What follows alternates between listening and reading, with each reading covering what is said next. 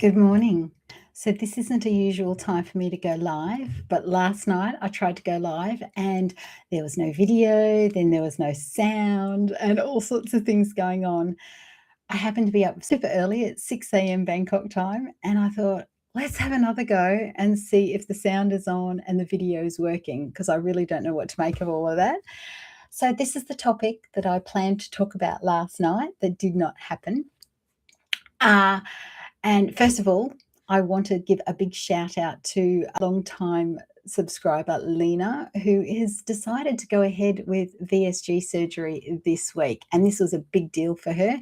And it's a big deal for any of us that decide to do that because of everything that's going on in our world, the judgments, all the criticisms, the what if it doesn't go wrong, right, all that sort of stuff. So shout out to you, Lena. And I am sending you all the love and luck in the world, but you'll do great. I just know you will. Okay, so let's talk about inflammation and what happened for me that made me go, oh, I didn't know that my body was inflamed, although it should be. I had surgery 7 weeks ago and it's not that quick to switch off, right? So if you've been watching me for a while, you will know that, and I'm just going to put in the chat. Let me know you can see and hear me. Just in case after last night's debacle. All right, so if you've been following me for a while, you will know that I track my inflammation through a tape measure around my ankles every day, and I step on the scales every day. And it's kind of how I feel, right? So how do I feel? Do I feel crappy? Do I feel good? But mostly I get stuck in that physical thought of measure, weigh, measure, weigh. Hey, Janice. Thank you. It was such a debacle last night. But you know me, never one to like, oh, well, let's have another go, right? Okay, so about a week before my surgery. So to catch you up, I had lower body lift and I had neck lift and mid-face lift 7 weeks ago.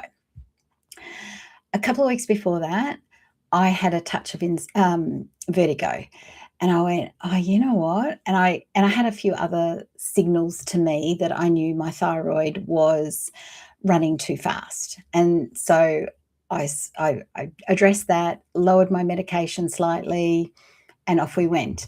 When I had, and that improved my vertigo. I only had one little sort of episode of it. And then when I had the tests again to have my surgery, they said, no, you're still running too high. We're going to put your surgery off and for another 4 or 5 days, to lower your amounts. And I was like, oh, okay. But I didn't have any more vertigo symptoms. And I thought I was pretty much doing okay. And it wasn't until probably, I'm going to say a week ago, I started to get that vertigo kind of feeling. Now I get something called BPPV, in case you've not heard of it. In fact, I'll write it in the chat. BPPV, which is benign positional proximal vertigo. Or those two middle words, the P's might be swapped around, I'm not sure. And apparently it's when a crystal gets dislodged in your inner ear, which then causes the dizziness and the vertigo kind of feelings. And you fix that through something called an Epley maneuver, which you can do yourself and that kind of thing. I started researching it because I was like, I haven't had this in 7 years. So it was really strange for me to be feeling this. And I came across inflammation being a cause of vertigo, no matter what kind it is. And I went, wow. Often we just sort of think, oh, we've got this syndrome, we've got this whatever, but we don't link it. We don't, think, oh, yeah, of course, I'm inflamed, which I probably still should be because, I had an anesthetic, a general anesthetic. I had painkillers. I still have painkillers from time to time. So all these things will be contributing to inflammation in my body. But I wasn't connecting the dots, right? Even though I still felt some brain fog and I was just like, I wasn't taking my ginkgo for like 6 weeks before before the surgery and after, because they tell you to stop taking supplements. So I wasn't connecting the dots, which most of us don't connect the dots. So I thought it was really interesting, and it would be interesting for me to dive into some really unusual or sneaky signs of inflammation that we wouldn't automatically think of. Okay, so this is what I found. Fatigue. Who thinks of fatigue as being inflammation? We connect it to thyroid disease, we connect it to, other things, but we don't necessarily go fatigue equals inflammation, right? Do we? Even though with thyroid disease, it's an inflammatory disease. With lipedema, it's an inflammatory disease. You still sort of don't go fatigue equals inflammation, but it does. It's like another sign. Brain fog, memory issues, inflammation of the brain, right? Chronic insomnia is another one. I've had insomnia, not so bad, but in the last few weeks, definitely my sleep patterns have been a bit all over the place. So inflammation. But yet a woman of my age goes, oh, maybe it's like a menopausal thing, even though I'm long past menopause and have had no issues with it. I still, that whole belief system, I still go, oh, is it that? Like, is it come back? Like, I don't know if it comes back.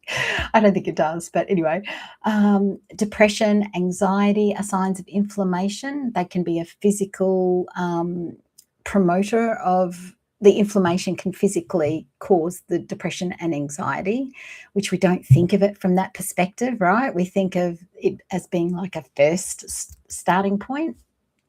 Skin issues, balance issues, the vertigo, sign of inflammation, dry mouth or eyes. I hadn't heard of that one before as a signaler or a sneaky sign of inflammation, but dry mouth and dry eyes. Muscle weakness, another one. I was like, wow, who knew? And blood clotting can be a sign of inflammation. So it's like, oh, we don't think of all these other things. We think they're kind of external or separate to the main issues of inflammation. But I guess for a start, any disease or syndrome that ends in itis is an inflammation of. That's what itis means. Inflammation of whatever it is. So pancreatitis, inflammation of the pancreas.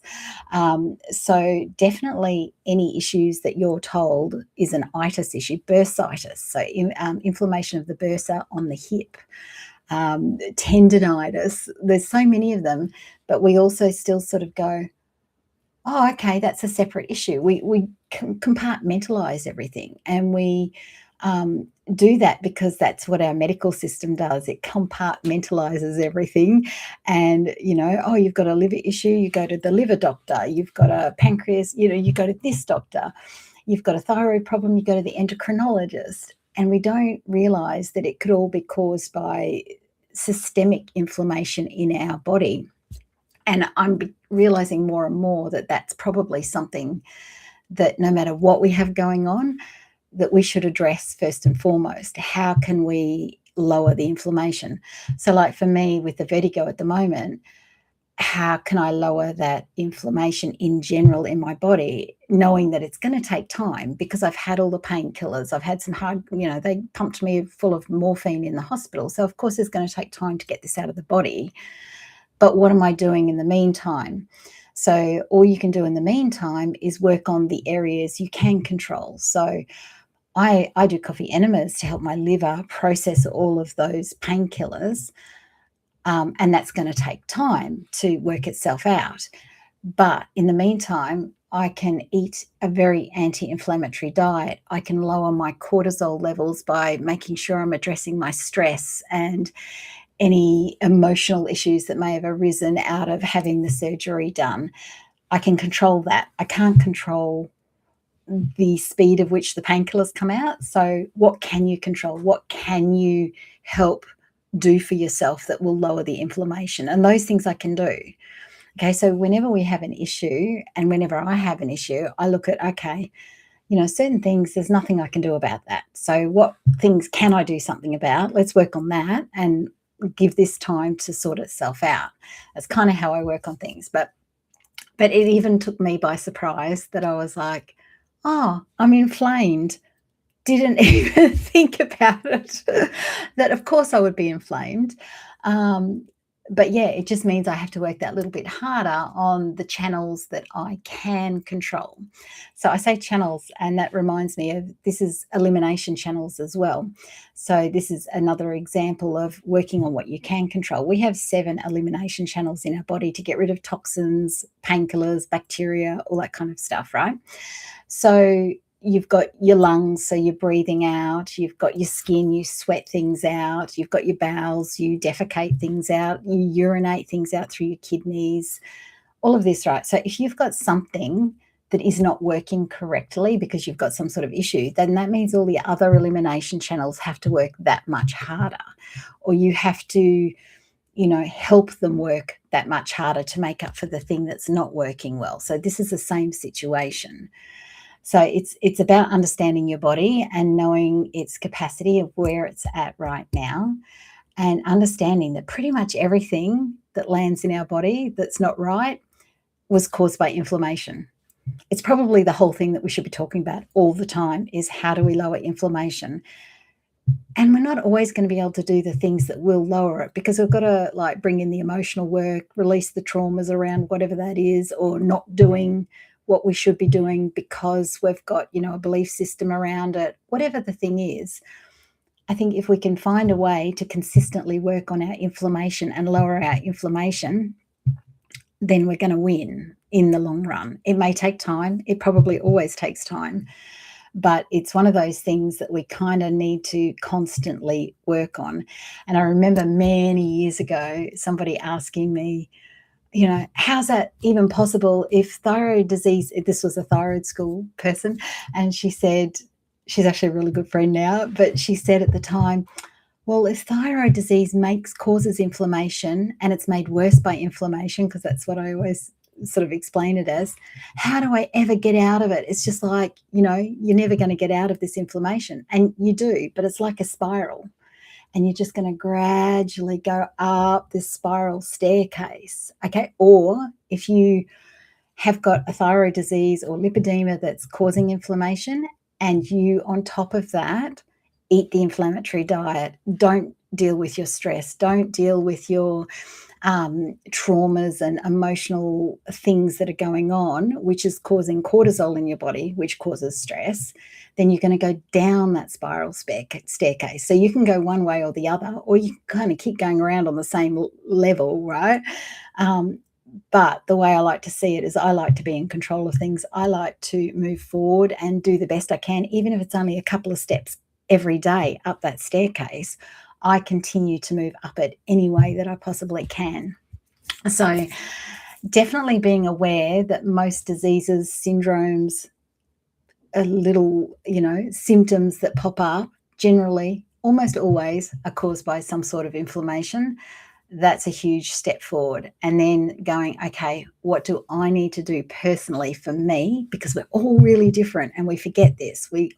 What is inflammatory to me will not be inflammatory to you, and vice versa. So it's always about us taking agency of our own health and advocating for ourselves and working ourselves out. We're the puzzle. But nobody else goes to sleep in our head, in our heart, and knows what we're thinking, knows what we're eating, knows what we're breathing, what we're exposed to in our environment. There are so many different factors that make up our genetics, that make up the perfect package of who we are. So it's up to us to step in and go, okay, you know what? Every time I have that coffee, I feel crappy, right? The last time I had vertigo 7 years ago, I had to give up coffee. I realized every time I drank the coffee, I felt woozier. So it was one of the things that exacerbated, it wasn't the cause of the vertigo, but it was one of the things that exacerbated it and made it worse and harder to get back to. So it's a tricky thing to get through, but the only way you can do it is to keep a log. I'm a firm believer of keeping a diary of your symptoms, your issues that you have going on, how you feel every day, what medication you're taking at the time, because you may look back and go, oh, every time I took a Panadol or a Tylenol or whatever it's called from where you are, oh, I had this happen, but you'll only spot those patterns if you go to the effort of actually tracking them for yourself and working out the pattern and working out the puzzle. So I just thought I'd share that with you this week, and I'm glad it seems to have worked, the sound and everything, this morning, as opposed to it didn't last night, because I want to encourage you to understand that you're worth the effort of keeping the diary. Sometimes it's like, oh, there's enough going on in my world. It's hard enough as it is. Yes, these diseases are hard, right? They really are hard, but you're already doing hard stuff. So you can do this too. And only you can figure out what the perfect arrangement of things are for you to move forward to lower your inflammation, because you'll feel it straight away. You'll know straight away if you're less inflamed, because you'll have less symptoms in general. You'll be able to walk further. You won't have headaches, or you won't be as sore and stiff and that sort of thing. You will feel the difference. It's what we call those good days, right? The good days that we have, that we're like, oh, I'm feeling quite good today. No inflammation. That's when you know you've got, oh, why is there no inflammation today? Oh, you know what? I ate really well. I went for a walk. I wasn't stressed today. You've got to add up those things for you. All right.